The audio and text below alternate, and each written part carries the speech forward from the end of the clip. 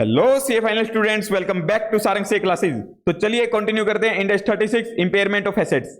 एक बार मैं आपको कंटिन्यू करने से पहले लास्ट लेक्चर को रिकॉल करवा देता हूं, उसके बाद आगे कंटिन्यू करते हैं। तो हम एक काम करते हैं, चार्ट बनाते जाते हैं साथ साथ, उससे काफी इजी रहेगा, आपको फ्लो भी पता लग जाएगा कि हाँ हमें एग्जाम में क्वेश्चंस के आंसर किस फ्लो में निकालने हैं। क्योंकि कई बार क्या होता है कि बच्चों को पता ही नहीं रहता कि स्टार्टिंग कहां से करें और एंड कहां पे करें। अगर फर्स्ट हो गया तो सेकंड स्टेप पे क्या आएगा, थर्ड पे क्या आएगा। तो एक बार उसी फॉर्म में एक चार्ट प्रिपेयर कर लेते हैं, उसके बाद आगे कंटिन्यू करते हुए चलेंगे। जैसे हमने सबसे पहले देखा था इंपेयरमेंट ऑफ एसेट, हमारे एसेट की वैल्यू टू टाइप से डिक्रीज होती थी। एक डेप्रिसिएशन से, लास्ट लेक्चर का रिवाइज करवा रहा हूं मैं अभी, उसके बाद आगे कंटिन्यू करेंगे। लास्ट लेक्चर में हमने देखा था कि हमारी एसेट की वैल्यू टू टाइप से डिक्रीज होती थी। एक तो डेप्रिसिएशन की वजह से वो होता था मेरे सिस्टमेटिक मैनर में, अगर उसके अलावा मेरा कुछ और डिक्रीज होता था वो कैसे लगता था मेरे को पता कि हाँ अब मेरे को डिक्रीज करना चाहिए अपनी बुक्स में। उसके लिए सबसे पहले मेरे को अंदर बाहर से एक खबर आती थी, उसको क्या बोला मैंने, इंडिकेशन। मतलब कि कुछ इंडिकेटर्स ने मेरे को बताया कि हाँ आपकी जो अमाउंट पे बुक्स में शो हो रही है सेट, जैसे 1 लाख की शो हो रही है आपकी बुक्स में सेट, मान लो 1 लाख की, बट अब कुछ ऐसी खबर आई है कि आपके सेट में भी 1 लाख रिकवर भी ना करके दे आपको। हमने देखा था कि कैरिंग अमाउंट और रिकवरेबल अमाउंट, दो अमाउंट देखी थी, ठीक है। अब उससे पहले हमने देखा था 1 लाख कैसे आया था, 1 लाख कैरिंग अमाउंट, तो इंडिकेशन देख ली। इंडिकेशन अगर एग्जिस्ट करती है, इफ एग्जिस्ट, अगर एग्जिस्ट करती है ये, तो उसके बाद हमने क्या किया था, कैरिंग अमाउंट निकाली थी। क्वेश्चन में दियो तो अच्छी बात है, अगर नहीं दिए तो आप निकाल लेना। फिर कैरिंग अमाउंट निकाली थी, अब कैरिंग अमाउंट निकल गई, इंडिकेशन एग्जिस्ट थी, तो मेरे को इसका टेस्ट करना था, इंपेयरमेंट टेस्ट। इंपेयरमेंट टेस्ट क्या होता था, हमने बात की थी, मेरे कैरिंग अमाउंट था, ये मेरे क्राइटेरिया हो गया, अगर इससे नीचे होगा मेरा कोई एसेट की कि रिकवर कितना कर पाऊंगा। रिकवर कैसे करता था मैं, रिकवर इसके बाद देखेंगे हम, रिकवरेबल अमाउंट मैं अभी करवा रहा हूं आपको, रिकवरेबल अमाउंट। इसके बाद हम कैलकुलेट करते हैं रिकवरेबल अमाउंट। रिकवरेबल अमाउंट में हमने देखा था, क्या देखा था कि ये दो में से कोई हायर होती है, इन दोनों में से कोई भी एक हो सकती है। चाहे तो मेरा उसको मार्केट में अगर सेल करने जाता हूं, मैं मार्केट में सेल करने जाता हूं तो fair value less cost to disposal या cost of disposal, cost to sell, कुछ भी कह लो आप। ये तो होगी अगर मैं मार्केट में सेल करने जाऊं तो मेरे को कितना पैसा मेरी जेब में आ जाएगा आज वो। और एक होता था मेरा कि अगर मैं अपने धंधे में ही यूज करता रहूं इसको, तो मेरे को जितना कैश फ्लो जनरेट होगा उसकी प्रेजेंट वैल्यू कितनी होगी, आज की डेट में देखूंगा, अगर यूज करूंगा तो इतनी वैल्यू होगी मेरी, अगर मैं इसको सेल कर देता तो इतनी वैल्यू आएगी मेरे पास, ठीक है। इन दोनों में से मैं कौन सा ऑप्शन चूज करूंगा, मैं तो वही करूंगा ना जिसमें मेरे को ज्यादा फायदा है। तो मतलब कि इन दोनों में से जो भी हायर था वही वाला ऑप्शन क्या हो गया मेरा, वही मैं रिकवर करूंगा अमाउंट। अगर मान लो मेरी fair value less cost to sell ये 1 लाख की है और यहां पे मैं सिर्फ ले पा रहा हूं अपना 80,000 अगर यूज करता हूं तो क्या करता मैं मार्केट में सेल करने जाऊंगा उसको आज ही, ठीक है। तो इसमें से हायर वाला रिकवर करना चाहूंगा, ठीक है। तो आप रिकवरेबल अमाउंट निकाल ली थी, लास्ट लेक्चर में देखा था हमने, हाँ रिकवरेबल अमाउंट हम डिटेल में आज भी करेंगे डिस्कस। लास्ट लेक्चर में तो हमने सिर्फ एक टच किया था, मैंने कहा था कि एक जो आपको 4-5 मिनट लास्ट लेक्चर में बोला ना स्टार्टिंग में, वही हमारा कंप्लीट इंडेक्स के अंदर उसके ऊपर ही डिस्कशन होगा हमारा। यहाँ पे देखो जो ये वाला पोर्शन था ना, ये तो हम पहले करके आ चुके हैं नॉर्मली।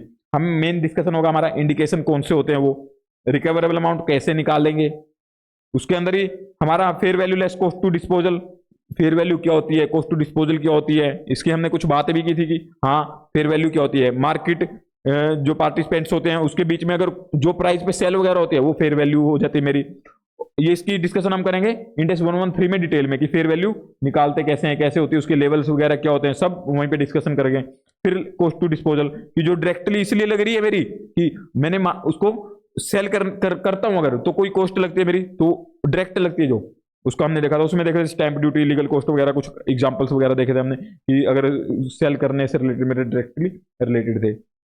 फिर अगर यूज करता हूं तो वो इसके ऊपर भी डिस्कशन होंगी हमारी, वैल्यू इन यूज में कौन से कैश फ्लो जाएंगे, कौन से नहीं आएंगे, किस बेसिस पे लेंगे, सब डिस्कशन होगा आज। ये हम थोड़ा किया था, थोड़ा आज भी करेंगे, ठीक है। इसके बाद रिकवरेबल अमाउंट निकाल लिया आपने, सबसे पहले आपने इंडिकेशन देखी, अगर एग्जिस्ट करती, अगर एग्जिस्ट ही नहीं करती तब तो बात ही नहीं है कोई। क्या ये आपको हर एक क्वेश्चन में चेक करना है? देखो क्वेश्चन में क्या होगा कि आपको रिकवरेबल अमाउंट वगैरह दी होगी या कुछ भी दिया होगा तो आपको पता लग ही जाएगा कि हाँ इंपेयरमेंट का है। अगर आपको पता लगी गया कि हाँ ये इंपेयरमेंट का है आपका, तो उसमें आप ये थोड़ा कहोगे कि इंडिकेशन मेरे को तो इसमें क्वेश्चन में दी नहीं हुई तो इसको करूंगा नहीं मैं, तो आपको करके आना है क्वेश्चन, अदरवाइज मार्क्स नहीं देगा आपको।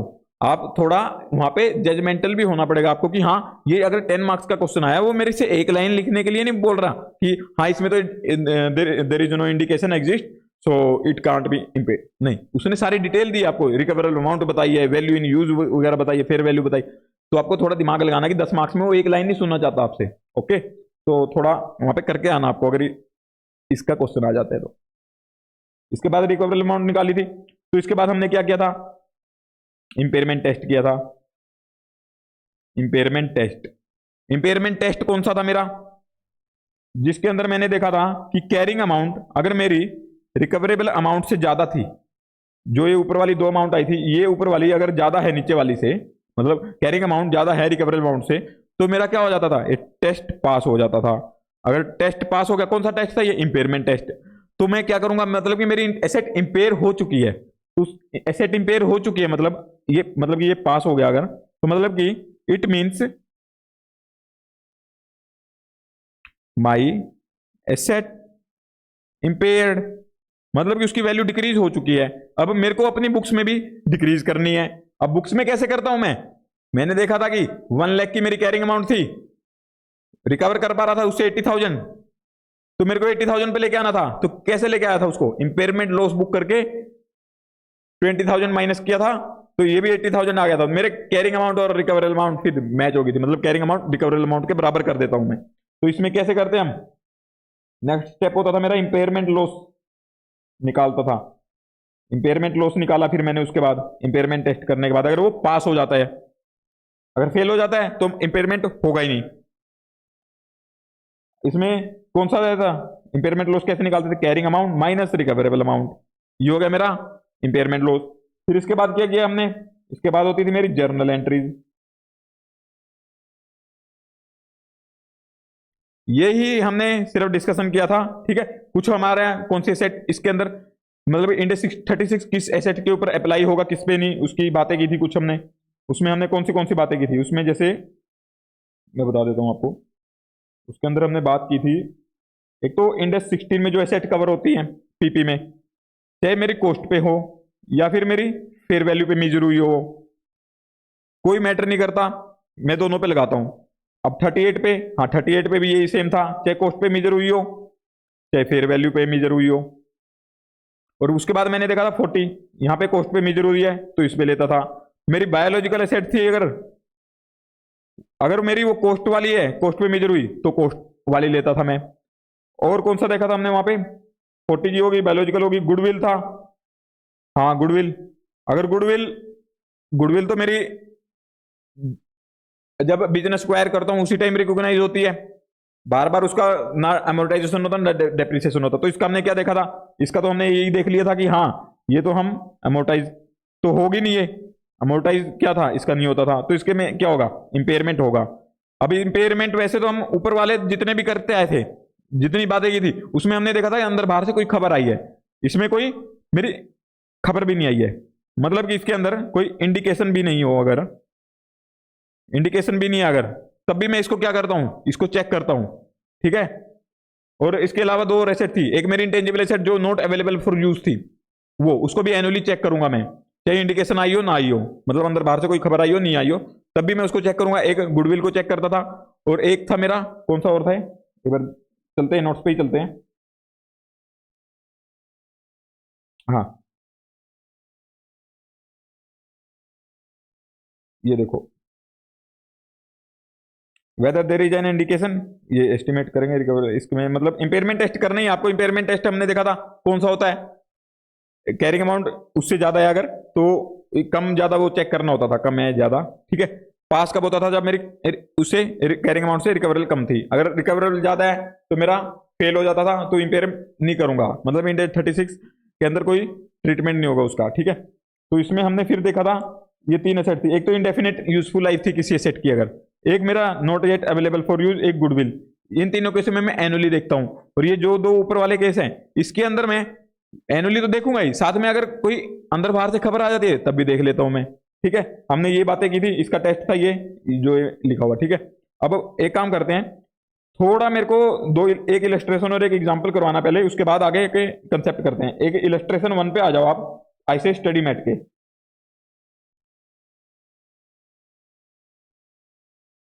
इलस्ट्रेशन 1, हाँ जी, ये बड़ा प्यारा सा छोटा सा इलस्ट्रेशन है। Carrying amount value of a building in the books of Sun Limited as at 31 March 2001। इतनी देर की इन्होंने कैरिंग अमाउंट, ठीक है जी, कैरिंग अमाउंट पता लग गया हमें कितनी देर की है, 300 लैक्स। इसके बाद as on that date the value in use, value in use दे दी इन्होंने कितनी, 250 लाख, यहाँ पे लिख लेता हूँ ना, वैल्यू इन यूज कितनी, 250 लाख। और यहाँ पे fair value less cost of disposal they the, fair value less cost of disposal कितनी दी है इन्होंने, 238 लाख की। इन्होंने कहा कि रिकवरेबल अमाउंट कैलकुलेट करके बताओ। अब रिकवर कौन सा करना चाहूंगा, मेरी वैल्यू अगर एसेट को यूज करता हूं तो इतने आएंगे मेरे पास 250 लाख रुपए, और अगर मैं इसको सेल कर देता हूं तो 238 लाख आएंगे। तो क्या करूंगा, मैं यूज ही करूंगा ना अपने में, बेचूंगा क्यों, कम मारा मेरा फिर। तो इसका रिकवर कौन सा करना चाहूंगा मैं इन दोनों में से जो भी हायर होता है, कौन सा हायर, 250 लाख। तो फिर मेरा ये क्या हो गया, ये हो गया मेरे रिकवरेबल अमाउंट, ये देर देर के। ओके, अब एक एग्जांपल 1 भी कर लेते हैं साथ में।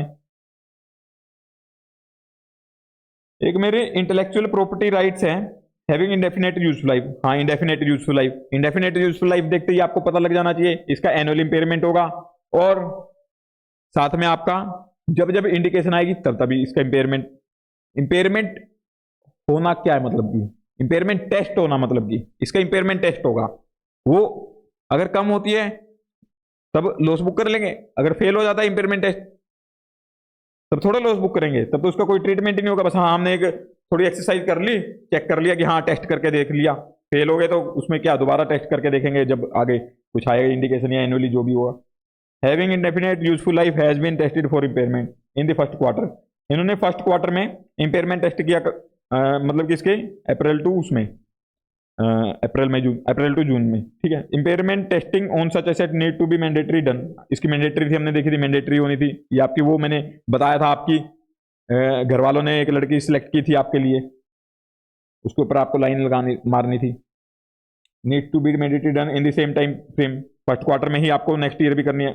2001-2 में आपने कब की थी, फर्स्ट क्वार्टर में, तो नेक्स्ट पीरियड में भी कब करनी है, नेक्स्ट ईयर में भी आपको फर्स्ट क्वार्टर में ही, और साथ में आपको जब इंडिकेशन आएगी तब भी करनी है, ये लिखा है suppose there is an indication of payment, third quarter में आ गई इंडिकेशन तो आपको थर्ड क्वार्टर में भी करनी होगी। In such case the company need to do impairment in third quarter apart from, मतलब कि वो तो करनी है, उसके अलावा आपको थर्ड क्वार्टर में भी करनी है, ठीक है। तो चलिए आगे के कंसेप्ट को कंटिन्यू करते हैं। हमारे ये क्वेश्चन हो गए हैं, बढ़िया तरीके से हमने रिवाइज कर लिया अच्छे से, आपको काफी हेल्प मिलेगी उससे, वो जो हमने फ्लो बनाया था वो बना लो आप, ऐसे फ्लो इसमें एक और बनेगा, वो भी सेम ही है, ज्यादा डिफरेंस नहीं है, बहुत इजी रहेगा आपके लिए। तो चलिए आगे का करते हैं कंटिन्यू। हमने बात कर ली थी कौन सी एसेट्स आती हैं कौन सी नहीं आती, इसमें फाइनेंशियल एसेट्स भी आती थी मेरी, कौन सी, सब्सिडरीज, एसोसिएट, जॉइंट वेंचर वाली, इंटेंजिबल, ये सब हमने देख लिया, ठीक है, ठीक है जी। तो अब बात करते हैं, हम बार बार बातें करके आ रहे हैं कि हाँ अंदर बाहर की कुछ खबरें होंगी तो मेरे को टेस्ट करना होगा। सर इतना आपने बार बार बोल दिया कि अंदर बाहर की खबरें, ऐसी कौन सी है अंदर बाहर की खबरें, जैसे एक्सटर्नल सोर्सेज, कौन से इंडिकेटर हो सकते हैं, कुछ एक्सटर्नल इंडिकेटर्स हो सकते हैं जो मेरे बाहर की खबरों से आते हैं। एक मेरा इंटरनल, हाँ अंदर की कुछ ऐसी घटनाएं होती हैं जिससे मेरे को लगता है कि हाँ मेरी अब एसेट को इंपेयरमेंट करना पड़ सकता है, तो उसका टेस्ट करता हूं, अगर टेस्ट में पास हो जाती है तो इंपेयर हो चुकी है, मतलब मेरी एसेट, अब अपनी बुक्स में भी उसको इंपेयर करना होगा। एक्सटर्नल सोर्सेज क्या क्या थे, अगर मेरा वैसे तो डिक्लाइन होता था जो एक normal with the passage of time और नॉर्मल यूज की वजह से अगर मेरा कुछ डिक्लाइन होता तो उसको मैं डेप्रिसिएशन या मोर्टाइजेशन का नाम देता हूं।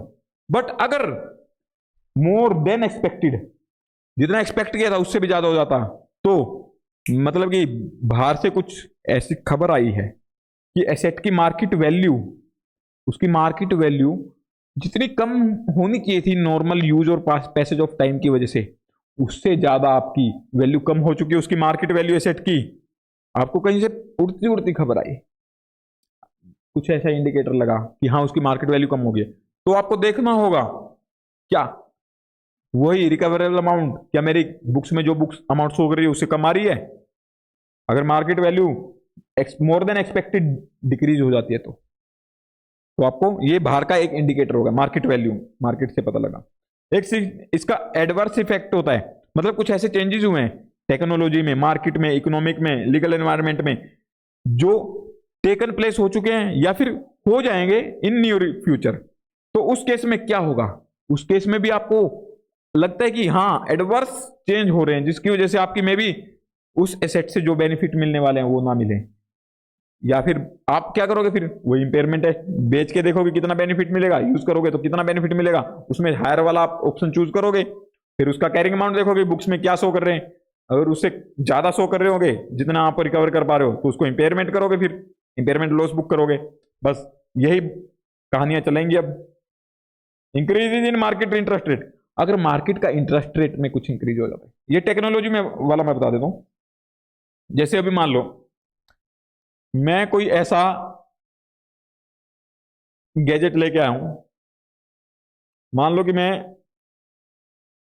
एक मशीन यूज कर रहा हूं, मशीन मैं यूज कर रहा था, अपनी बुक्स में शो की हुई है मैंने कि हाँ मेरी ये बुक्स में 10 लाख की शो रखी है, बट टेक्नोलॉजी ऐसी आ गई है कि एक मशीन है मेरी जिससे मैं प्रोडक्शन करता हूँ, ठीक है, इसके ऊपर मेरे को मैनुअल काम भी, लेबर भी लगानी पड़ती है, 10 लाख की मेरी बुक्स में शो हो रही है, बट आज एक न्यू टेक्नोलॉजी आ गई है, एक नई तरीके की मशीन इन्वेंट हो चुकी है, जिसकी वजह से वो मशीन मेरे नई लेके आऊं अगर तो मे भी 11 लाख की आ जाए, 11 लाख की, और इसकी वजह से मेरे को कोई भी लेबर भी नहीं लगानी पड़ेगी, मतलब लेबर की मेरी ऑटोमेटिक है फुली, इसमें मेरे को लेबर की कॉस्ट भी लग रही है। तो मेरे को ये देखना होगा कि रिकवर, इसका इंपेयरमेंट टेस्ट करना होगा, मतलब टेक्नोलॉजी की चेंज की वजह से मेरा इसकी वैल्यू मेरे को लगता है कि शायद इतनी ना हो, इतना रिकवर ही ना कर पाऊं 10 लाख, तो इसका क्या करूंगा, इंपेयरमेंट टेस्ट करूंगा। यही है मेरा, ऐसे टेक्नोलॉजी या फिर मार्केट में कुछ चेंज आ जाता है, इकोनॉमिक में या फिर लीगल एनवायरनमेंट में, कि हाँ पहले मेरे को लाइसेंस मिला हुआ था, जैसे अब प्लास्टिक पे बैन लग जाता है, जैसे पहले मेरा सारी चीजें प्लास्टिक की थी, मैं मशीन ऐसा पूरा फैक्ट्री मैंने लगाई थी कि प्लास्टिक बैग्स वगैरह बनाने की, अब गवर्नमेंट ने बैन लगा दिया, मेरी तो फैक्ट्री वहीं बंद हो चुकी है, अब फैक्ट्री मेरे किस काम की, तो उसको देखूंगा कि इंपेयरमेंट टेस्ट करना होगा, मतलब कि एडवर्स उसका जो चेंज हुए हैं टेक्नोलॉजी में, लीगल एनवायरनमेंट वगैरह में या फिर इकोनॉमिक मार्केट वगैरह में, उसकी वजह से मेरा कुछ एडवर्स इफेक्ट आ रहा है, और अगर एडवर्स इफेक्ट आ रहा है एंटिटी के ऊपर तो उस केस में मेरे को इंपेयरमेंट टेस्ट करना होगा। तो यही इन्होंने बोला कि अगर ऐसा है, आपकी तो बेचने जाओगे तो कोई खरीदेगा भी नहीं उसको, जो आपने प्लास्टिक बैग्स की फैक्ट्री लगाई हुई है, आपको स्क्रैप में ही बेचनी पड़ेगी, इसको यूज तो कर ही नहीं पाओगे आप। तो ऐसी ऐसी कुछ घटनाएं होती हैं, कुछ ऐसी खबरें आती हैं, ये तो बाहर की खबरें हैं कि बाहर की कुछ टेक्नोलॉजी में चेंज हुआ, लीगल कॉस्ट में चेंज हुआ। उसके बाद कैरिंग अमाउंट, अगर एंटिटी की नेट एसेट्स मोर है इन, अगर आपने अपनी बुक्स में उसकी नेट एसेट्स किसी, आपने अपनी फाइनेंशियल्स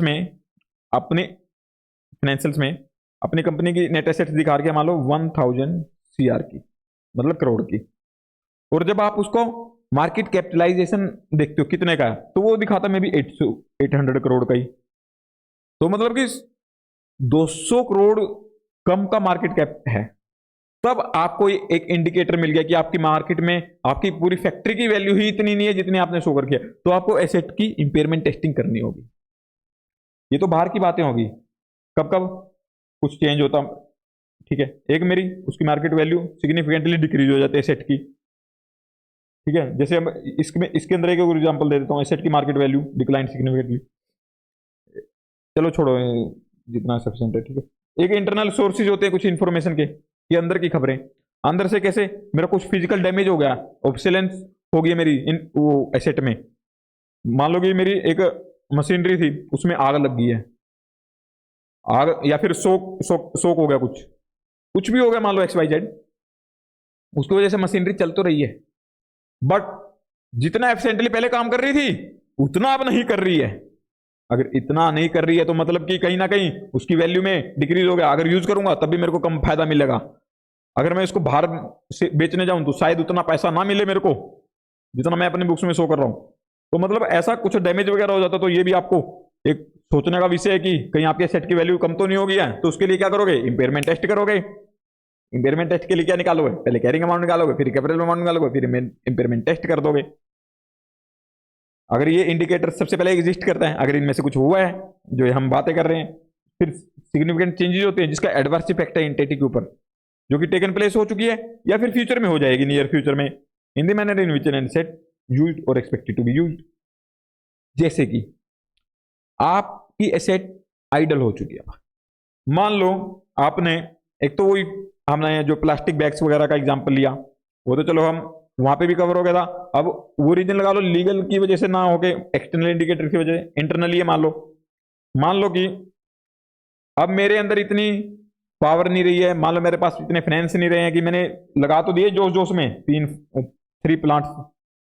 मतलब क्या होता है कि एक प्लांट होता है तो उसके अंदर में भी 3 सेटअप्स हो, उसमें से क्या होता है कि जब मेरा मार्केट में डिमांड कम होती है तो एक ही लोड चलेगा, एक सेटअप, अगर ज्यादा हो जाती है तो फिर 2 चलेंगे, और बहुत ज्यादा हो जाएगी तो 3 भी चल लेंगे। तो ऐसे लगाए जाते हैं। जैसे मैं अपना वहां पे बताता हूँ, जहाँ पे घी बनाने की फैक्ट्री में था, वहां पे क्या होता था कि उनके 3 सेटअप थे, 3 सेटअप्स। उसमें से क्या होता था कि थर्ड वाला तो नॉर्मली बंद ही रहता था, कभी कभी चलता था, सेकंड वाला चलता ही था, फर्स्ट भी चलता था, ठीक है। वो मान लो उनमें से कोई खराबी आ जाती है, मेंटेनेंस वगैरह में चलते हैं तो थर्ड वाला चला लेते थे, उन्होंने रखा हुआ। अब ये लगा लो ये जो सेकंड वाला चला रहे थे वो सेटअप, अब इनके पास इतने फाइनेंस ही नहीं है, पैसा ही नहीं है इनके पास कि वो चलाए कैसे, उसको कॉस्ट भी लगती है चलाने की, कुछ भी हो एक्स वाई जेड, या फिर उनके पास इतनी डिमांड ही नहीं आ रही उस प्रोडक्ट की, या रॉ मटेरियल नहीं मिल रहा, कुछ भी एक्स वाई जेड रीजन कि आपका वो एसेट खाली रखी हुई है। अब खाली रखी है तो सोचने का विषय कि क्या इतना रिकवर कर पाऊंगा इससे, जितनी बुक्स में शो कर रहा हूं। तो हाँ, वो आपको देखना होगा कि अगर आइडल है, आपकी कोई यूज की नहीं रही है, आपको पता है कि ये आगे भी नहीं यूज होने वाली, जैसे अब आपका जो प्लास्टिक बैग्स का बिजनेस था वो बंद हो चुका है, एसेट आइडल हो चुकी है, तो आपको टेस्ट करना बनता है, हाँ इंपेयरमेंट है, तो प्लान्स टू डिसकंटिन्यू।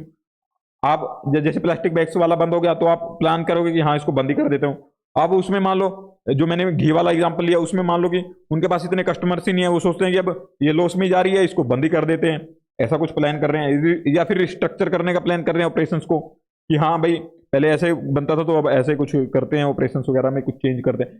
तो उस केस में आपको क्या करना होगा, ये इंटरनल इंडिकेटर होते हैं कि हाँ आपके एसेट की वैल्यू में भी उतनी रिकवर ना कर पाए, तो आपको चेक करना होगा।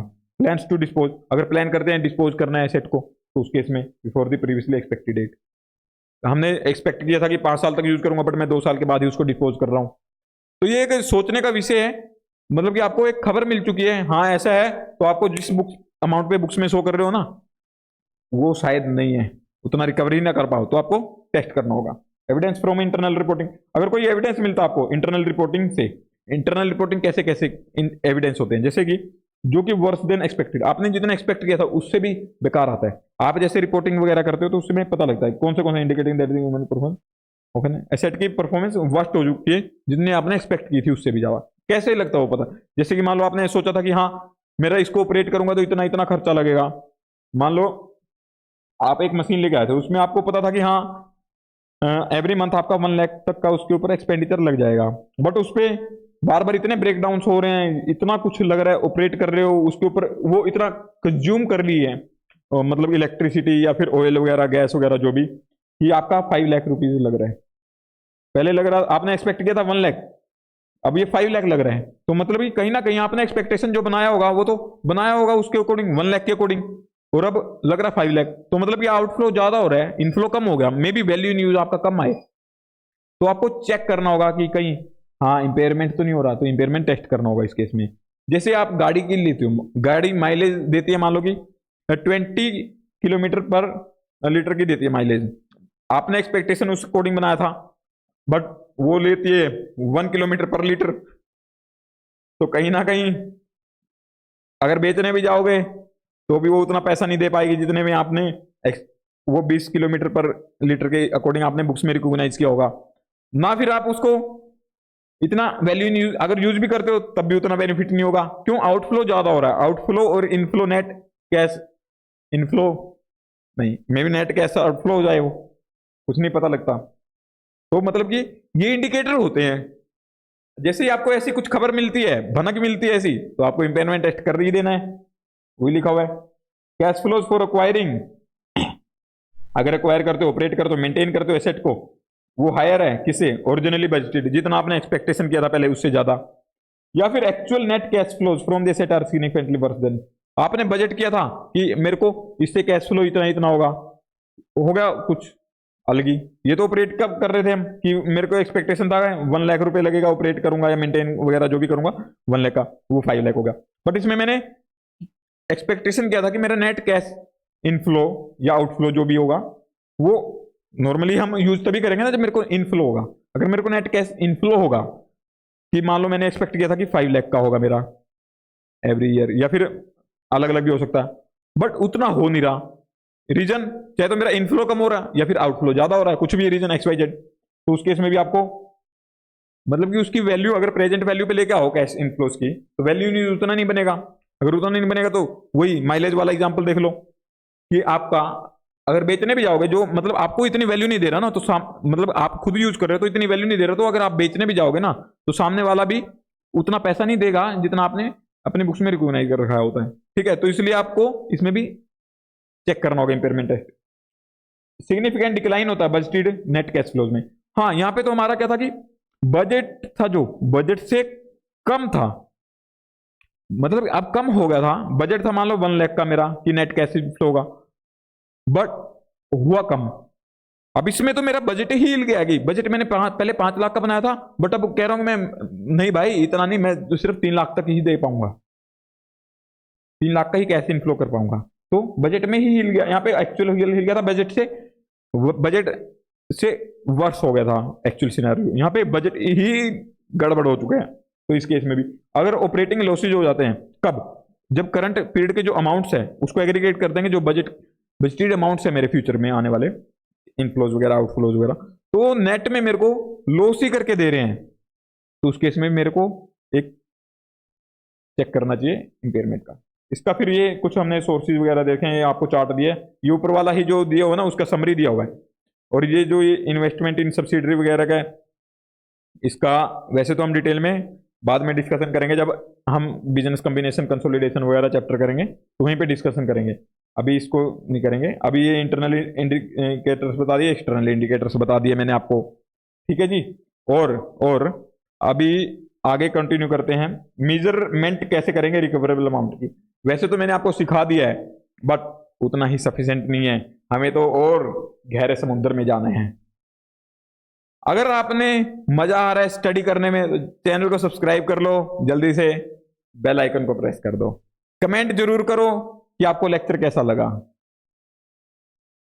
क्योंकि कमेंट करते हो तो आप, जो क्या होता है कि जो न्यू स्टूडेंट्स आते हैं लेक्चर देखने, वो ऐसे नहीं ट्रस्ट करते किसी न्यू टीचर के ऊपर, वो क्या करते हैं पहले कमेंट्स में देखते हैं कि हाँ कि इस टीचर का क्या रिव्यू आ रहा है, तो आप रिव्यू नहीं देखो तो सामने वालों को कैसे पता लगेगा कि हाँ कि सर इतना अच्छा पढ़ा रहे हैं। सर तो क्या ही मतलब ब्रदर ही कहो, आप दोस्त कहो, अपना भाई कहो, बहन मत कह देना बस। हाँ, अभी बात करते हैं मेजरमेंट रिकवरेबल अमाउंट की। अगर मैं रिकवर करता हूं अमाउंट, उसकी मेजरमेंट कैसे करूंगा। हमने देखा था fair value less cost of disposal और value in use whichever is higher. Higher का लॉजिक मैं बता चुका हूं, ये देखा recoverable amount of an asset और residue is the higher of fair value less cost to sell और value in use. Cost to sell लिख लो या कॉस्ट ऑफ डिस्पोजल, बात एक ही है, या फिर वैल्यू इन यूज, ठीक है, इसमें से हायर वाला। सर्कमस्टांसेस इन विच, क्या हमें ये दोनों के दोनों ही कैलकुलेट करने होंगे हर बार, कि जहां पे मेरे को इंडिकेटर दिखा, जहां पे भी इंडिकेटर दिखा कि जो हमने अभी बात की थी अंदर बाहर की कुछ खबरें, उसमें से कुछ इंडिकेटर दिखा तो मेरे को रिकवरेबल अमाउंट निकालना है, तो उस रिकवरेबल अमाउंट क्या होता है इन दोनों में से हायर वाला, तो क्या मेरे को एवरी टाइम ये दोनों ही करने होंगे कैलकुलेट। देखो मैं आपको क्वेश्चन की बात बता देता हूं, अगर ऐसे ही क्वेश्चन दे तो आपको दोनों ही करके आ जाने हैं, रिस्क नहीं लेना, ठीक है। अगर टाइम आपको बिल्कुल शॉर्ट रह रहा है तो आप एक भी करके आ सकते हो, बट किस सिचुएशन में एक करके आ सकते हो। आप जो फाइनेंशियल बनाते हो उसके अंदर जो मतलब रियल वर्ल्ड में जाओगे, जब फाइनेंशियल बनाते हो तो आप एक भी कर सकते हो, बट कुछ सिचुएशंस ही हैं, कुछ कंडीशंस हैं, अगर वो फुलफिल हो जाते हैं तो आप एक में काम चला सकते हो, दो की जरूरत नहीं है आपको। ओके, दो दो, नहीं तो आपको ये दोनों निकालने होंगे। अगर कुछ कंडीशंस फुलफिल हो जाती हैं तो आपको चाहे तो ये चाहे ये। कैसी कंडीशन है? देखो आप लॉजिक लगाओ। अगर मेरे को पता लगता है कि कैरिंग अमाउंट तो मेरी दी हुई है किसी एसेट की 1 लाख रुपीज की, और मेरी मैं सबसे पहले निकाला fair value less cost to sell, ठीक है, ये आ गया मेरा, लगा लो 1,20,000 का। जब मेरे को पता है हायर ऑफ इन दोनों में से लूंगा, चाहे ये मेरा कितना आए, फिर चाहे ये मेरा 80,000 आए, चाहे मेरा 1,20,000 आए, चाहे इससे ज्यादा आए, मेरा कुछ फर्क पड़ेगा? क्योंकि मेरा जो ये वाला है, अगर मान लो ये मान लेते हैं कि इस केस में 80,000 आ जाता है, अगर ये भी निकालता हूं तो मेरा ये वैसे ही कैरिंग अमाउंट से तो ज्यादा ही है। अगर मेरा ज्यादा आ जाता है रिकवरेबल अमाउंट कैरिंग अमाउंट से, तो उस केस में क्या होगा? उस केस में तो इंपेयरमेंट होगा ही नहीं, मतलब कि इंपेयरमेंट टेस्ट फेल हो गया मेरा, तो इंपेयरमेंट लॉस बुक ही नहीं करूंगा, मतलब इंडेक्स 36 के अंदर उसका कुछ भी ट्रीटमेंट होगा ही नहीं। मैंने सिर्फ एक टेस्ट कर लिया, जस्ट टेस्ट करना था। अब टेस्ट यहां तक ही आपने कंप्लीट किया, ये किया ही नहीं। 1,20,000, अगर मान लेता हूं कि 1,20,000 चाहे इससे ज्यादा कम ही हो, कितनी भी कम हो, आपको तो यही लेनी है 1,20,000 ही रिकवरेबल अमाउंट। अगर मान लो चाहिए मेरी 1,000 हो, चाहे 2,000 ही हो, बिल्कुल चाहिए मेरी 80,000 हो, चाहे कुछ हो, मेरे को क्या ही फर्क पड़ता कम में, मेरे को तो हायर वाली लेनी है इनमें से। हायर में 1,20,000 जब उससे रिकवर कर पा रहा हूं, ये इससे ज्यादा ही है मेरी कैरिंग अमाउंट से, तो उस केस में इंपेयरमेंट तो होगा ही नहीं, वो टेस्ट फेल ही हो गया। जब ये फेल ही हो चुका है तो ये दूसरी निकालने की जरूरत ही नहीं है, ठीक है। अगर आप मान लो इतना निकाल के फेल हो गया, अगर ये मान लो ये 1,50,000 आ जाता, इससे ज्यादा, तब भी कुछ फर्क थोड़े पड़ रहा था। अब 1,50,000 दिखा देते कि हाँ रिकवरेबल अमाउंट इतनी है। अब वहां पे क्वेश्चन में आपको देगा तो आपको निकाल के आना है, वो रिकवरेबल अमाउंट पूछेगा तब तो आपको दोनों ही निकालने हैं, क्योंकि रिकवरेबल ये दूसरी वाली भी तो ज्यादा हो सकती है। अगर वो कहेगा कि ये इंपेयरमेंट टेस्ट फुलफिल कर सकता है तो आप टाइम देखोगे, बट आपको करके दोनों ही आने चाहिए, यही सजेशन है, अदरवाइज वो मार्क्स में भी डिडक्ट कर ले आपके। ओके, ऐसा जरूरी नहीं है कि सिर्फ यही। अगर मान लो आपको ऊपर वाले की वैल्यू नहीं पता, इसकी वैल्यू पता है कि हाँ 1,20,000 है, तो भी हायर ये हो गया, हायर ये वाला हो गया, और कैरिंग अमाउंट थी 1 लाख की, तब भी हायर हो गया, तो इंपेयरमेंट तब भी नहीं होगा, तो दूसरे की निकालने की जरूरत नहीं आपको, ठीक है जी। कौन सी सर्कमस्टांसेस है in which not necessary to calculate both asset की, ये एफबीसी जो ये और ये, इन दोनों में दोनों को नहीं करना, तो कौन से केस है? If either of these amount exceeds the carrying assets carrying amount, अगर इनमें से कोई भी एक amount fair value less cost to sell या फिर वैल्यू इन यूज, इन दोनों में से कोई भी एक अमाउंट एक्सीड कर जाती है कैरिंग अमाउंट से, तो आपको दूसरी निकालनी ही क्यों है? बट एग्जाम में तो आप निकाल के आओगे, मैं बार बार बोल रहा हूं। ओके सर क्या ही फायदा हुआ, ये कंसेप्ट बढ़ गया बदल गया हमारा। तो if there is no basis for making a reliable estimate, अगर आपके पास कोई मतलब कि ऐसा रिलायबल एस्टिमेट बनाने का कोई बेसिस नहीं है, कोई बेसिस ऐसे एरा गैरा थोड़े कुछ भी बना दोगे कि हाँ अरे मेरे को लगता है कि इतना रिकवर तो कर ही देंगे हम, अरे इतना फेयर वैल्यू तो बिक ही जाएगा हमारा, कोई रिलायबल आपका बेसिस नहीं है उसका, बस हवा में तीर छोड़े जा रहे हो, हवा में तीर नहीं चलेंगे यहाँ पे। If there is no basis for making a reliable estimate of fair value less cost to sell, recoverable amount is measured by reference to value in use only. अगर आपको पता है कि कितने में मार्केट में सेल होगी, मे भी कई बार मार्केट में हम 113 देखेंगे तो कोई भी ऐसा, मतलब मार्केट की वजह से मेरे को, मतलब मार्केट पार्टिसिपेंट्स के बीच में कोई ऐसा ट्रांजैक्शन हो ही नहीं रहा वैसा, तो आपको पता ही नहीं लगेगा कि उसकी वैल्यू फेयर वैल्यू वगैरह कितनी है। तो उसमें अगर आप वैल्यू इन यूज निकाल सकते हो तो हाँ वही मान लेंगे। बट अगर आप, चलो बाद में करवाता हूं, अभी सारे पत्ते खोलने सही नहीं है, आगे करवाता हूं ये, ठीक है। इस केस में हम क्या करेंगे, दोनों करने की जरूरत नहीं है। इसके बाद fair value less cost of disposal, ये क्या होगा मेरा fair value less cost of disposal? हम वैसे तो बात करके आ चुके हैं, फेयर वैल्यू क्या होती है, जो मैं 113 के अकॉर्डिंग निकालता हूं, लेस करता हूं कि अगर मैं उसको बेचता हूं तो उसके लिए कौन सी कॉस्ट इंकर करना जरूरी है मेरी, तो वो वाली कॉस्ट माइनस हो जाएगी। जैसे मैंने एक एग्जांपल लिया था लास्ट लेक्चर में, मैंने 1,40,000 की क्या थी मेरी फेयर वैल्यू थी, एक्सपेक्टेशन था कि मेरा 1,40,000 उसको बेच के मिल जाएगा, बट मेरा कुछ कॉस्ट भी लगी थी उसको बेचने के लिए, कॉस्ट टू सेल कितनी थी मेरी 20,000 लगी थी। तो मतलब कि मेरे पास आया 1,40,000, मैंने कुछ कॉस्ट इंकर की 20,000, तो नेट मेरी जेब में कितना आया 1,20,000। तो ये हो गया मेरा fair value less cost of disposal. अब यही मैं आपको पहले भी बता के आ चुका हूं, यहां पे भी कर रहे हैं बातें, यही बात चलेगी आगे तक। Price that would be receive to sell an asset और पेड टू ट्रांसफर लाइबिलिटी, ये मैं सारा बता दिया था, दोबारा नहीं बताऊंगा यहाँ पे। In an orderly transaction between market participants at the measurement date, ठीक है। और इसको कैसे निकालते हैं हम, इंडेक्स 113 के अकॉर्डिंग। उसके अंदर एक हायरार्की दी है, इसको डिटेल में वहीं डिस्कशन करेंगे, बट एक बार आपको रेफरेंस के लिए दे दी है यहाँ पे कौन सी होती है। जैसे कि आइडेंटिकल एसेट्स का क्या प्राइस वगैरह है, ठीक है, या फिर अगर आइडेंटिकल एसेट्स का नहीं है तो हम सिमिलर एसेट्स का देखते हैं, अगर वो भी नहीं है तो हम कुछ डिस्काउंटेड कैश फ्लो वगैरह निकालते हैं कि कैश फ्लोज वगैरह का प्रेजेंट वैल्यू वगैरह निकाल के करते हैं। आप ये इंटर में भी करके आ चुके हो डिटेल में, इफ यूज बाय मार्केट, ठीक है।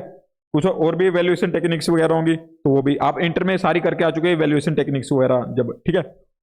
अगर नहीं आ तो नो इशू, याद है तो बहुत अच्छा है। इसके बाद कॉस्ट ऑफ डिस्पोजल माइनस करते हैं इसमें से, वो माइनस करने का क्या लॉजिक है वो भी बता दिया मैंने, कि अगर यूज करूंगा तो सारा मेरे पास आएगा जो भी है। तो मैं तो ये देखूंगा ना मेरे नेट कितना आ रहा है मेरे पास। इसमें इंक्रीमेंटल कॉस्ट कोई डायरेक्टली रिलेटेड एट्रीब्यूटेबल थी डिस्पोजल करने से रिलेटेड एसेट के, सीजीयू, हाँ ये बातें करेंगे हम, ये थोड़ा दर्द देगा आपको, बट मैं दर्द होने नहीं दूंगा, मैं आपको साथ में दवाई भी दे दूंगा। एक्सक्लूडिंग फाइनेंस कॉस्ट को एक्सक्लूड करते हैं इसमें, और एक इनकम टैक्स एक्सपेंस को। ये जब हम वैल्यू इन यूज देखेंगे, जो हम उसके अंदर कैश फ्लोज को लेके आते हैं, उसके अंदर भी हम कैश फ्लोज में फाइनेंस कॉस्ट और इनकम टैक्स एक्सपेंस को नहीं लेते हैं, नहीं लेते हैं। इसके अंदर कौन से आएंगे, जैसे कॉस्ट ऑफ डिस्पोजल में, जैसे लीगल कॉस्ट हो गया मेरा, स्टैंप ड्यूटी हो गया, या फिर इनके जैसा ही कुछ और टैक्स होता है, ठीक है। बट इनकम टैक्स नहीं होगा, ये बाहर किया हुआ है स्पेशल। इसके बाद कुछ कॉस्ट लगती है आपके रिमूव करने के सेट की, या फिर कुछ ऐसा कॉस्ट लगता है जो आपको जरूरी था उस कंडीशन में लेके आने का जहां से आप सेल कर सकते हो उसको, तो ये होगी। क्योंकि आप तो फेयर वैल्यू अगर बेचने वाला ऑप्शन ही चूज कर रहे हो ना, तो बेचने वाली कॉस्ट सारी देखोगे कि कितनी कितनी लगेगी, अगर बेचता हूं तो सारी माइनस होंगी वहां से। फॉलोइंग आर नोट, ये वाली हमने देखा था कि ये पहले भी बात करके आ चुके हैं लास्ट लेक्चर में, ये वाली हमारी डायरेक्ट इंक्रीमेंटल कॉस्ट नहीं है। कौन सी वाली, टर्मिनेशन बेनिफिट्स होते हैं जो इंडेक्स 19 में डिस्कस करेंगे हम। एक cost associated with reducing, organise करता हूं अगर बिजनेस को आफ्टर डिस्पोजल वगैरह, फ्लोइंग डिस्पोजल ऑफ एसेट, तो वो वाली भी, ठीक है जी। ये मतलब कि ये वाली कॉस्ट नहीं है तो ये माइनस नहीं होंगी, ठीक है। Flowing are not direct incremental cost. अगर ये कॉस्ट इंकर होती है तो आप क्या करोगे, fair value minus cost to disposal हो जाता है, जो कॉस्ट टू डिस्पोजल, उसके अंदर कॉस्ट टू डिस्पोजल में इंक्लूड नहीं होगा ये वाला, ठीक है। इसके बाद हम बात करते हैं, हमने एक पोर्शन देख लिया रिकवरेबल अमाउंट का, रिकवरेबल अमाउंट निकालते थे, ये वाला पोर्शन देख लिया। अब ये वाला बात करेंगे, ये क्या होता है, जो ये वाला वैल्यू इन यूज वाला, ठीक है। अब इन दोनों में से हायर करना होता है। अब वैल्यू इन यूज पे थोड़ा ध्यान देना आप। वैसे तो आपको कैश फ्लो दिया होगा क्वेश्चन में, बट आईसीआई का कोई भरोसा नहीं है, मैं भी एमसीक्यूज वगैरह में कुछ घुमा के पूछ ले, अगर आप कहीं एक जगह स्टक हो गए तो सारा क्वेश्चन पूरा रिस्क नहीं लेने का। इसलिए वैल्यू नहीं, प्रेजेंट वैल्यू जो फ्यूचर में कैश फ्लोज होने वाले हैं, expected to be derive from an asset और सीजीयू, ठीक है। जो भी मेरे फ्यूचर में कैश फ्लो होने वाले हैं उसकी प्रेजेंट वैल्यू, वही होता है मेरा वैल्यू इन यूज। अब एलिमेंट्स क्या क्या वैल्यू इन यूज की कैलकुलेशन के, वो बात करते हैं। मैंने estimating future cash flows, estimate करते हो जब आप फ्यूचर कैश फ्लोज को, एस्टिमेशन बेसिस पे तो लोगे आप कि हाँ मेरा फर्स्ट ईयर के में इतना कैश फ्लो हो सकता है, सेकंड ईयर में इतना हो सकता है, इन मतलब कैश इन फ्लो इतना होगा, कैश आउट फ्लो इतना होगा, थर्ड में इतना इतना, तो वो एस्टिमेशन वगैरह करते हो आप। ये रूल अप्लाई करने अगर एस्टिमेशन कर रहे हो तो आप कौन से, प्रोजेक्शंस बेस्ड ऑन, रीजनेबल होनी चाहिए जो आप प्रोजेक्शन कर रहे हो, रीजनेबल होनी चाहिए, ऐसे नाप शनाप नहीं कि हाँ आपने कुछ भी तीर मार दी हवा में तीर वाले नहीं चलेंगे, सिर्फ रीजनेबल वाले। और जो भी कुछ एजम्पशंस वगैरह ली होंगी अगर आपने, तो कुछ ऐसी जो सपोर्ट करती हो उसको, ढंग की एजम्पशंस हो, ऐसे एरी गैरी एजम्पशंस नहीं, ठीक है।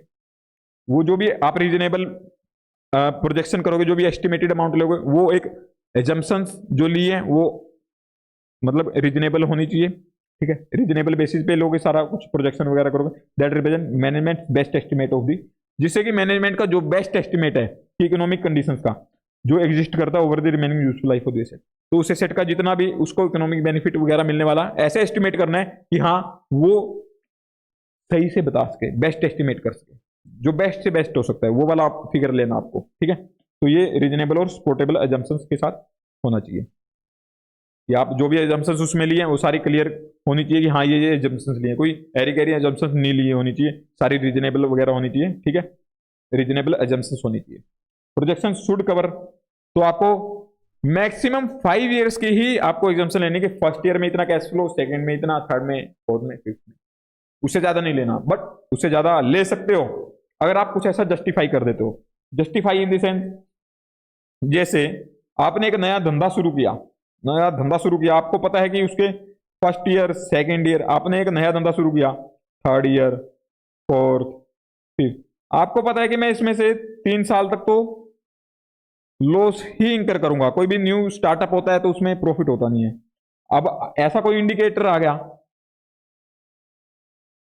मान लो यहाँ पे इंडिकेटर आ गया आपका, स्टार्ट किए हुए आपको 1 महीना भी नहीं हुआ था, ऐसा इंडिकेशन आ गया,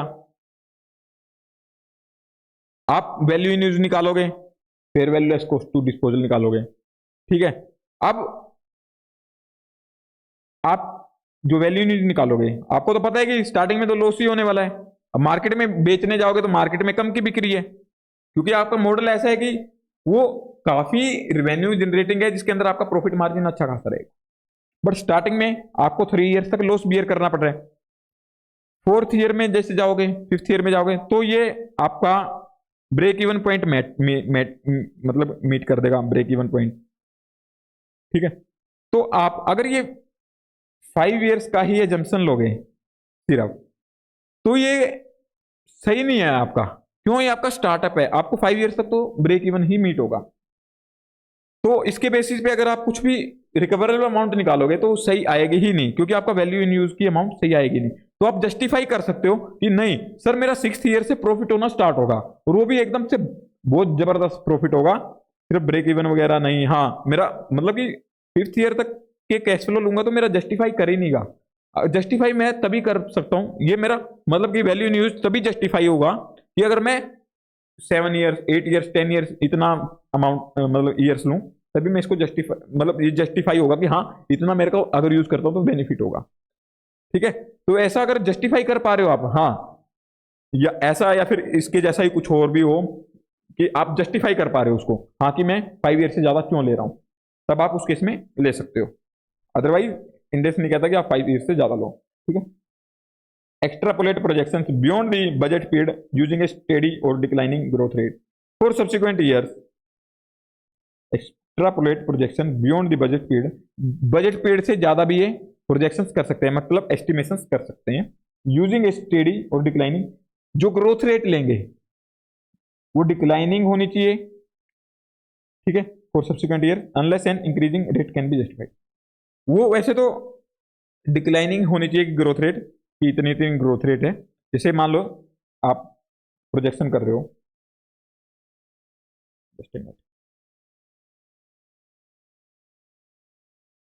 मान लेते हैं कि आपने फर्स्ट ईयर से third fourth fifth six seven eight, आपने मान लो यहाँ तक का बजटेड था, ठीक है, यहाँ तक आपने ग्रोथ रेट मान लीजिए, मान लो 20%, मतलब कि 10% है,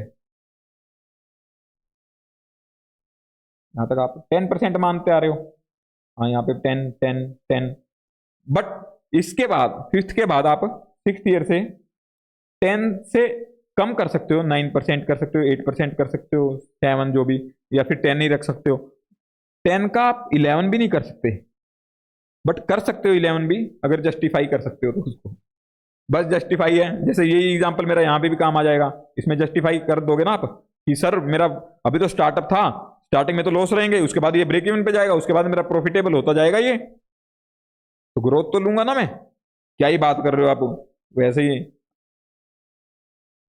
तो मतलब अलाउ हो जाएगा अगर unless an increasing rate can be justified, अगर इंक्रीजिंग रेट को आप जस्टिफाई कर देते हो तो ले लो। This growth rate should not exceed the long term average एक बार मैं वाटर ड्रिंक कर लेता हूँ, आप इतने इसको रीड करो।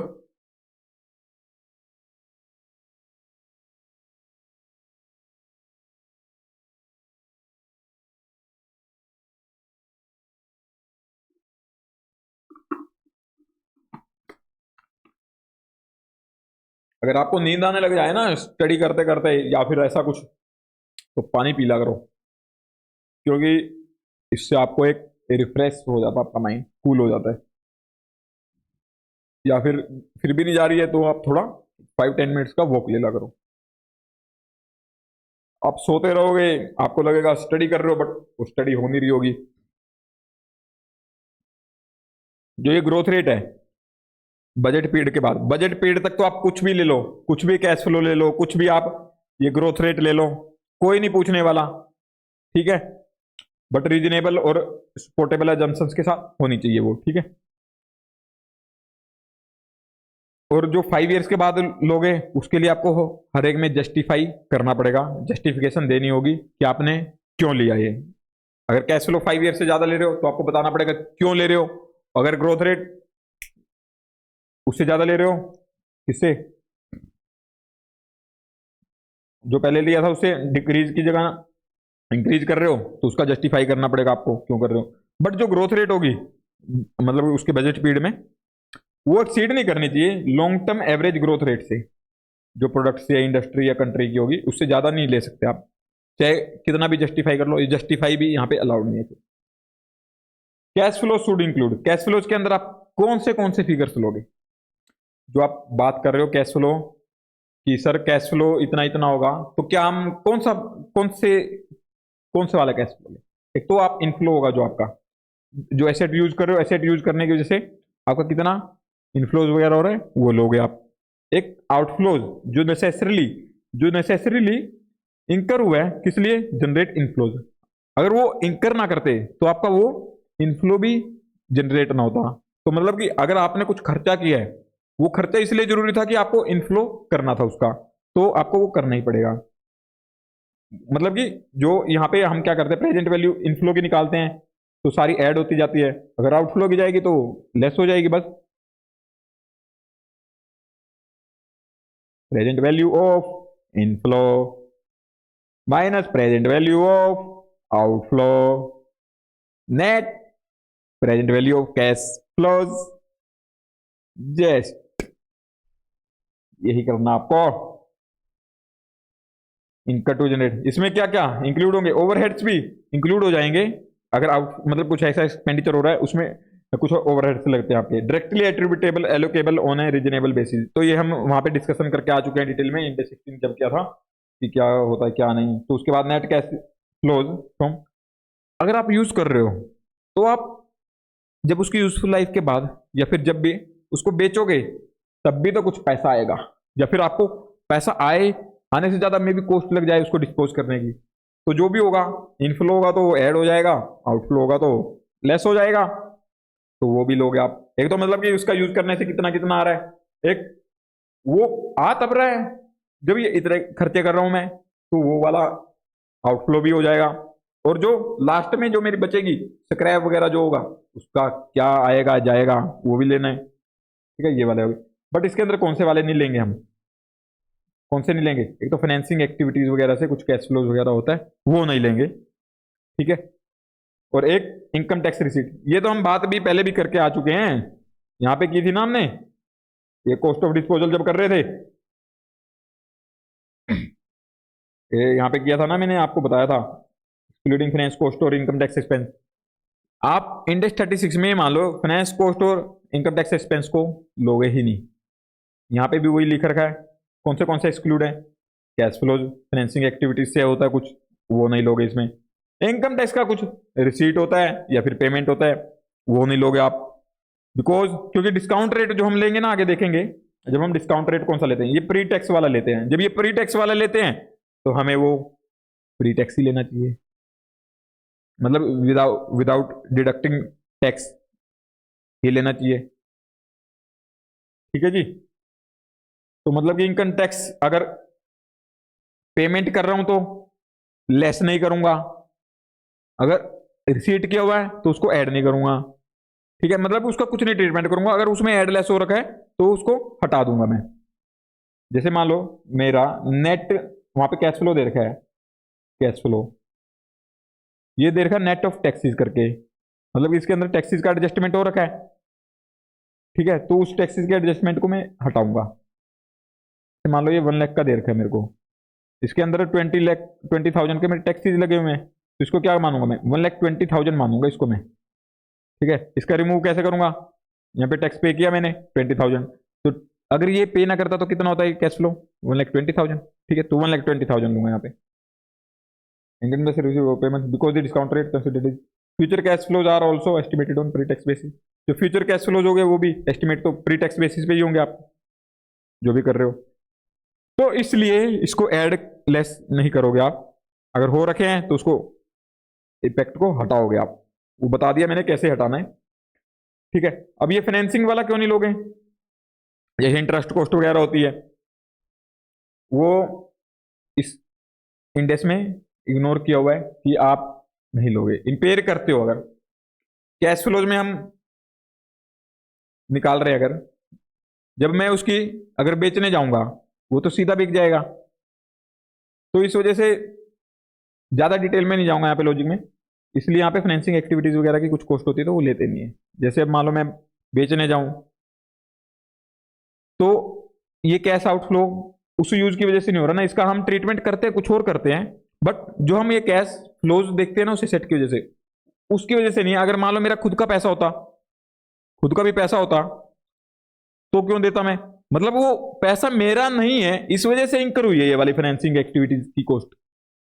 जैसे कि मान लो इंटरेस्ट कॉस्ट वगैरह है मेरा इसलिए इंकर हुई है कि मेरे पास पैसा नहीं है, वो इस वजह से इंकर नहीं हुई है कि मैं एसेट को यूज कर रहा हूं, समझ रहे हो। इसीलिए जिससे हम उसमें फाइनेंसिंग एक्टिविटी की कुछ कॉस्ट वगैरह होती है तो उस वजह से कुछ कैश फ्लोज वगैरह होते हैं वो ऐड नहीं करते हैं, ओके, एड या लेस जो भी है वो नहीं करेंगे।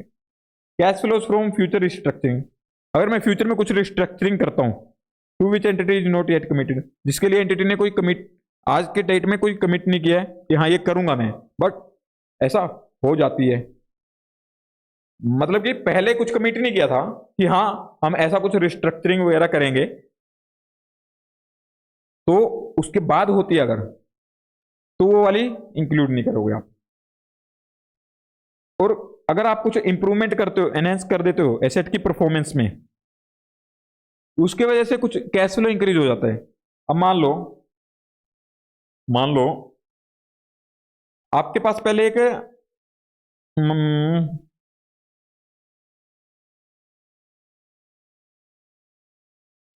मशीन थी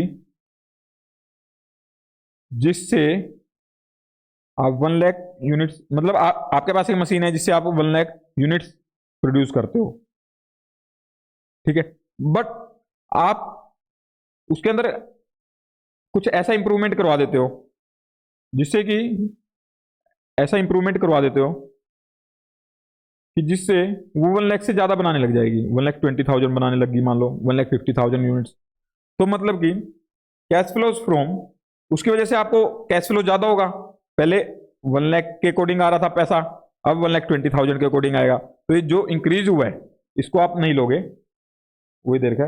कैश फ्लोज फ्रॉम इंप्रूविंग और एनहांसिंग एसेट्स परफॉर्मेंस, ये वाला भी एक्सक्लूड करोगे। अगर इससे कुछ कैश फ्लो होता है, आपका 20,000 यूनिट्स का ज्यादा कैश फ्लो होगा ना, तो वो वाला इसमें नहीं लोगे। A single asset consist of component, हाँ, बट जैसे अब मेरे एक एसेट है, एक मशीनरी है, जैसे हमने पीपी के टाइम पे भी देखा था, हमें कई बार क्या होता है कि जैसे मेरी एक बिल्डिंग है, मान लो बिल्डिंग का जो रूफ है, रूफ जल्दी खराब हो जाता है, तो रूफ को मेरे को बार बार चेंज करवाना पड़ता है, मतलब कि मेरी बिल्डिंग का जो बाकी पोर्शन है वो तो चलता है, 20 ईयर्स लाइफ है उसकी, रूफ की मेरी सिर्फ 10 ईयर्स है, तो 10 ईयर्स के बाद अगर मैं उसको इंप्रूव करवाता हूँ, उसको मतलब चेंज वगैरह करवाता हूँ, तो वो वाला इंक्लूड करोगे आप, वो एक्सक्लूड नहीं किया क्योंकि वो लाइफ की वजह से अलग अलग ये लिखा हुआ है। एक सिंगल एसेट है कंसिस्ट ऑफ कंपोनेंट्स, उसके कंपोनेंट्स हैं जिसकी एस्टिमेटेड यूजफुल लाइफ ही दूसरी है, अलग अलग है।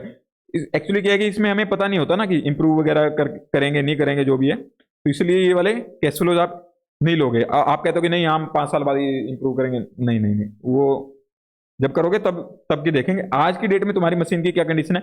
हाँ, अगर उसके लिए कुछ आपको खर्चे करने पड़ रहे हैं कि वो सेम कंडीशन में काम करे, तो उसको आप कंसिडर कर लो कि हाँ यही मशीन है मेरी, इतना ही प्रोडक्शन चाहिए मेरे को, तो मेरे को एवरी टाइम मेंटेनेंस वगैरह करवानी पड़ेगी, तो उसको आप कंसिडर कर सकते हो, नो इशू।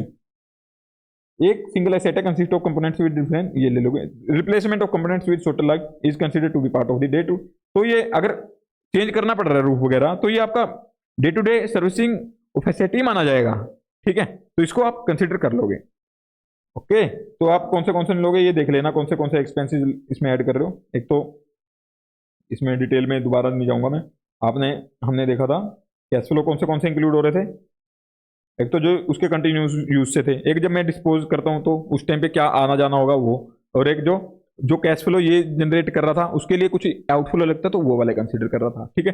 कौन से एक्सक्लूड करूंगा कैश फ्लो में से, मतलब कैश फ्लो का पार्ट नहीं बनेंगे मेरे, चाहे आउटफ्लो चाहे इनफ्लो दोनों हो सकते हैं, फाइनेंसिंग और एक टैक्स वाला, दोनों नहीं लूंगा मैं।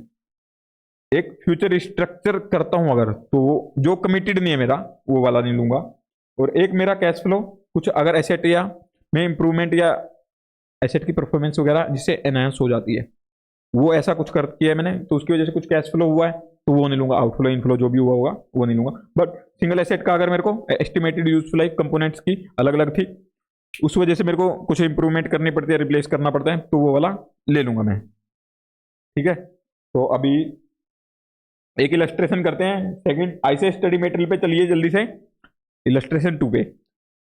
मजा आ रहा होगा आपको, मजा लेके ही पढ़ना है।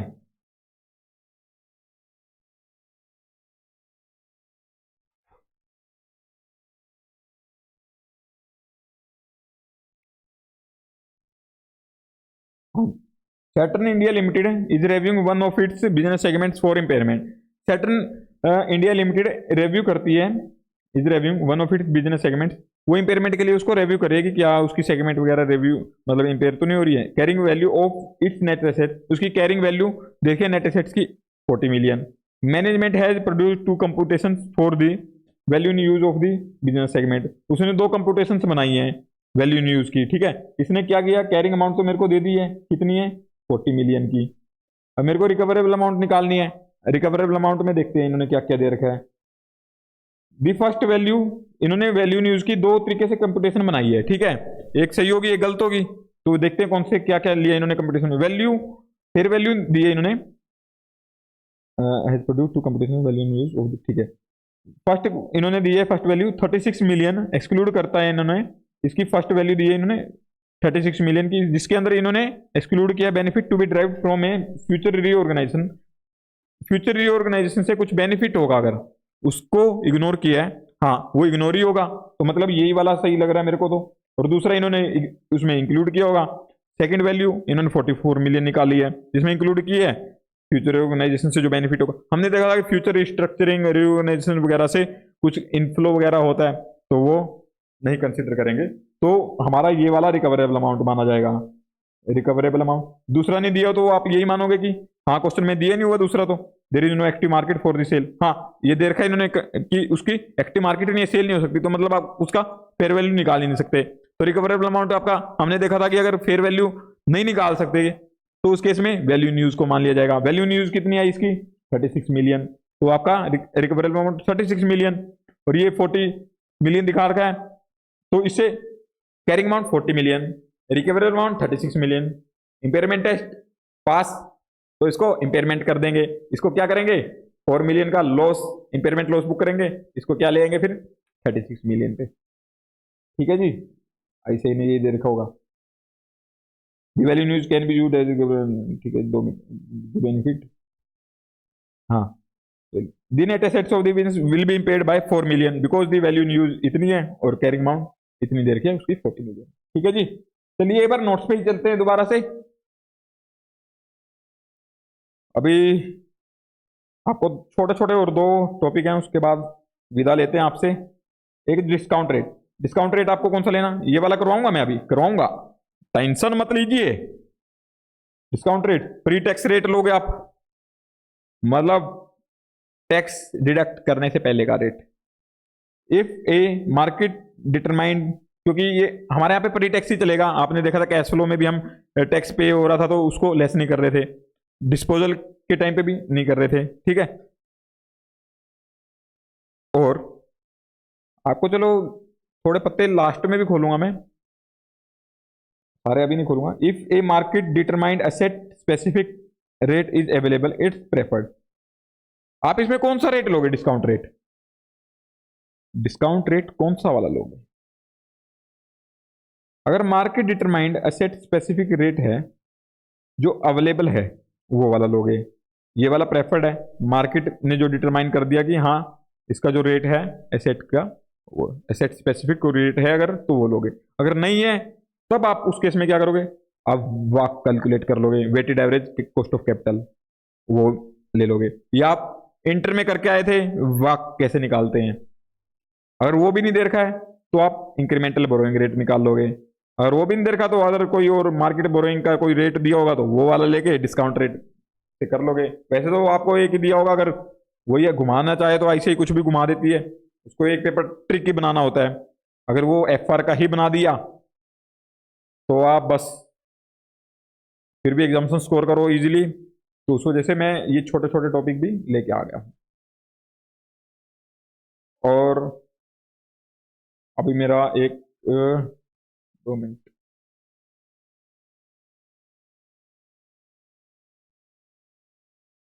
मैंने शायद कोई टॉपिक छूटा तो नहीं ना मेरे से।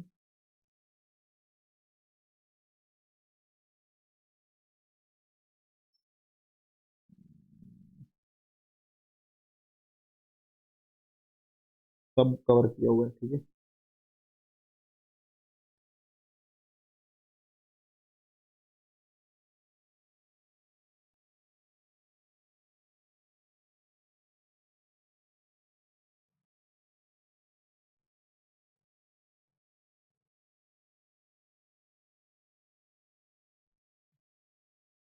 हाँ मैं कह रहा था एक पॉइंट छूट गया था ऐसे, ये वाला छूट गया था ना हमारा एक्सटर्नल इंडिकेटर में, increase in market interest rate या फिर other market return rate on investment likely affecting the discount rate used in value in calculation and decreasing.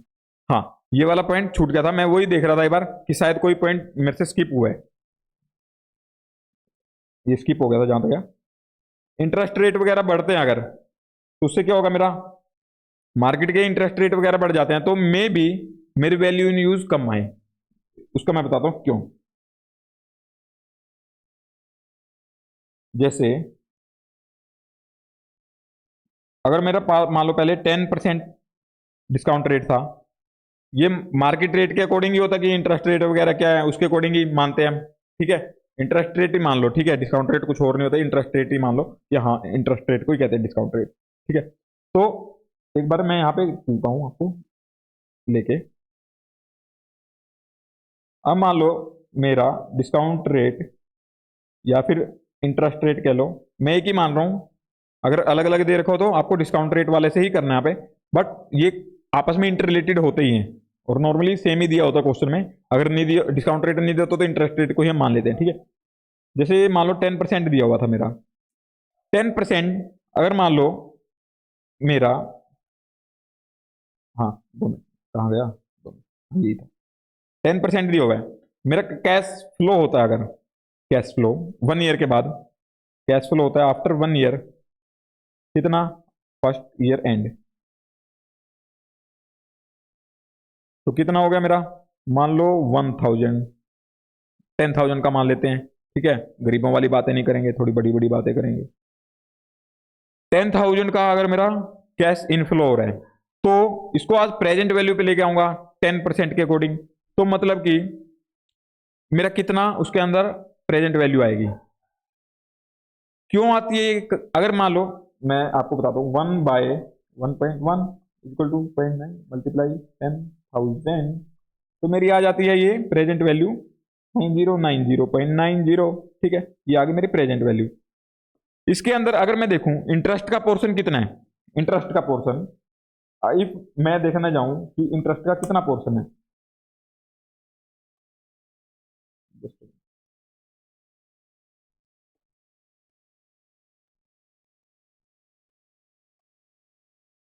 909, ठीक है, इसके अंदर मतलब कि इतना इंटरेस्ट का पोर्शन है। अगर ये इंटरेस्ट रेट मेरा ज्यादा हो जाएगा तो ये वाला पोर्शन ज्यादा हो जाएगा और ये वाला कम हो जाएगा। फिर अगर मान लो ये मेरा 10% की जगह 15% हो जाए, 10% की जगह अगर ये मान लो 15% हो जाए, तो ये वाला पोर्शन मेरा इंक्रीज हो जाएगा इंटरेस्ट का। और जो ये प्रेजेंट वैल्यू वाला पोर्शन है, मतलब कि जो फ्लो मेरे पास कैश आया 1 साल बाद आएगा, तो उसमें अगर मैं देखूं, अगर मैं वो वाली एक्टिविटी ना करता, मार्केट में लगा देता, तो भी मेरे को 909 रुपए तो मिलते ही। 10,000 मिले हैं, उसमें से 909 मिलते मार्केट में लगाता तो उस वैल्यू को यूज करने की वजह से कितना पैसा आया आज मेरा, 9090 इतना आया। अगर मेरा मार्केट से बैंक इन्वेस्ट करूं कहीं और एसेट में यूज ना करके 15% रेट हो जाता है, तो ये वाला पोर्शन ज्यादा होगा मेरा, मतलब इंटरेस्ट मैं ज्यादा लूंगा और मेरे को मिली 10,000 रहे 1 साल के बाद, तो ये वाला पोर्शन मेरा कम हो जाएगा ना। फिर चाहे आप निकाल के देख लो, इसका डिस्काउंट करके कम आएगा ये। जैसे मैं दिखाता हूँ 1/1.15 मल्टीप्लाई 10,000, ये आ गया मेरा 86, कितना है 8695.65, ये कम हो गया ना। क्यों? क्योंकि इसमें इंटरेस्ट का रेट बढ़ गया। तो यही इन्होंने लिखा कि अगर इंटरेस्ट रेट वगैरह बढ़ जाता है तो आप एक बार इंडिकेटर है, एक्सटर्नल इंडिकेटर है, कि आप चेक कर लो कि कहीं आपका रिकवर अमाउंट कम तो नहीं हो गया। तो ये भी एक इंडिकेटर था, मेरे को लग रहा था कुछ स्किप हुआ है, तो वही देख रहा था एक बार मैं। ठीक है जी, तो ये वाला हो गया हमारा कवर। इसके बाद एक नेट एसेट की वैल्यू मार्केट कैपिटलाइजेशन से ज्यादा है। ठीक है, सब कवर हो गया। अब मेरा एक पॉइंट रहता है, ठीक है, जब मैं वैल्यू इन यूज वाला कर चुका हूं, इसमें कोई क्वेश्चन तो नहीं था और नहीं, यही था बस। इसके बाद मेरा एक ये फॉरेन करेंसी वाला पॉइंट है, इसको मेरे को समझाने में थोड़ा सा टाइम लगेगा, तो इसको नेक्स्ट लेक्चर में करते हैं कवर। ये लेक्चर हम यहीं पे फिनिश कर लेते हैं, ठीक है। तो नेक्स्ट लेक्चर में मिलते हैं। चैनल को सब्सक्राइब कर लो, बेल आइकन को प्रेस कर दो, लाइक करो, जल्दी से कमेंट करो, क्योंकि लाइक कमेंट करते हो आप तो और बच्चों को भी अच्छा लगता है कि हाँ काफी अच्छा पढ़ाते होंगे सर, तभी आपने लाइक कमेंट किया है। तो अगर आपको लेक्चर अच्छा लगा तो अच्छा कमेंट करो, अगर आपको कुछ कमी लगे तो वो भी सजेशन दो आप कुछ, कि हाँ सर ये इंप्रूवमेंट करनी चाहिए आपको। तो चलिए मिलते हैं नेक्स्ट लेक्चर में, तब तक के लिए बाय।